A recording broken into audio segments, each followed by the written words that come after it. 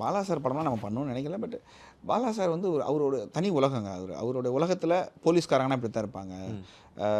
இந்த இந்த அவங்க உலகத்தில் ஒவ்வொரு கேரக்டர் இருக்காங்கல்ல, ஒரு கதாபாத்திரத்தை மாற்றுறதுங்க. இப்போ நீங்கள் எல்லாம் சொல்லுவாங்க, போன உடனே அவர் வந்து இதெல்லாம் அழிச்சு விட்ருவார், கலைச்சி விட்ருவார். ஏன் கலைச்சி விட்றாருன்னா, அவரோட பார்வையில் ஒரு பொண்ணு இருக்குல்ல, பொண்ணுன்னா அப்படி தான் இருப்பாங்கன்னு அவரோட மனநிலை. அதை நீங்கள் ஏற்றுக்கோங்க. பிடிக்கலையா பரவாயில்ல, படம் பார்க்காதீங்க. நான் என்ன சொல்கிறேன், எல்லா படத்துலையும் இப்போ நான் என்ன கேட்குறேன்னா, இப்போ நம்ம ஊரில் வாழ்கிற எல்லா மக்களுமே அவன் லவ் பண்ணுற பொண்ணு எல்லாருமே வந்து ஹீரோயினாக தான் இருக்காங்களா? இல்லை. எப்படிங்க? அப்போ யதார்த்தமாக நீங்கள் ஒரு படம் பண்ணும்போது என்னென்னா, பக்கத்து வீட்டில் இருக்கவங்க எப்படி இருப்பாங்களோ அப்படி தானே ஒன்று பண்ண முடியும்.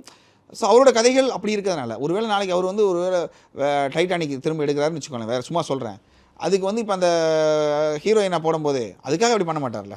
அது அது அது இப்போ அதே நம்ம இந்த படமே எடுத்தோம், பரதேசியில் ஃபாரினர்ஸ் எல்லாம் வருவாங்கல்ல. அவங்களுடைய கேரக்டரும் அதுக்கேற்ற மாதிரி கரெக்டாக இப்போ அப்படித்தான் பண்ண முடியும். அதுக்காக வந்து அவங்களுக்குமே கருப்படிச்சு விட்டு நான் வந்து அப்படிலாம் கிடையாது.